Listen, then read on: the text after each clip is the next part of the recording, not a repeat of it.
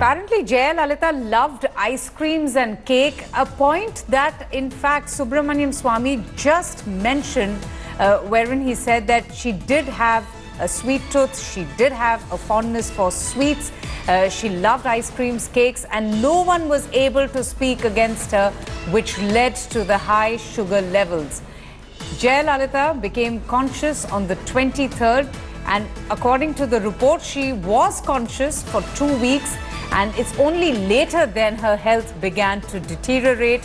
T.S. Sudhir is with us, and Sudhir, that's the point that Mr. Subramanian Swami was just making, that she had a sweet tooth, she had a liking for sweets, and all of this in fact has been mentioned in that report, that how much she loved ice cream, how much she had cake, and that's the person she was. No one dared to go against her or refuse her a piece of cake or a little ice cream.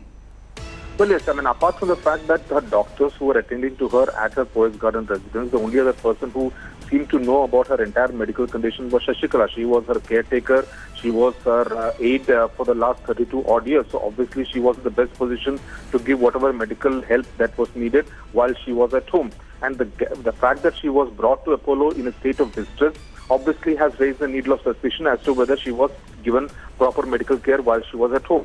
But also there's another important point to add to what Dr. Subramanian Swami was also saying, is that right from the time that she was released on bail from the Bangalore prison, after she was given bail by the Karnataka High Court, many people have told me that she was never really the same person. Her public appearances started getting reduced.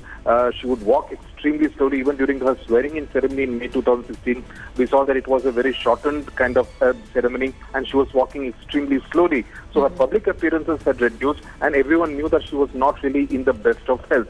And the fact that she had to be rushed in that kind of manner actually adds to that. Now, obviously, now the judicial probe that will be ordered will obviously look at all those medical reports that will be submitted by Apollo Hospitals. As Dr. Swami was saying, Pratap C. Reddy will also depose before the Judicial Commission, and this probe hopefully will kind of end the entire rumor mongering that has enveloped this entire Jayalalitha's demise, this sort of mystery and intrigue that everyone has been talking about in Tamil Nadu. Absolutely. We leave it at that, Sudhir. Thanks so much for joining us. Pramod, thank you as well for getting us all the details about the medical report accessed by India Today at the time when the late Chief Minister was admitted into the Apollo Hospital for further treatment.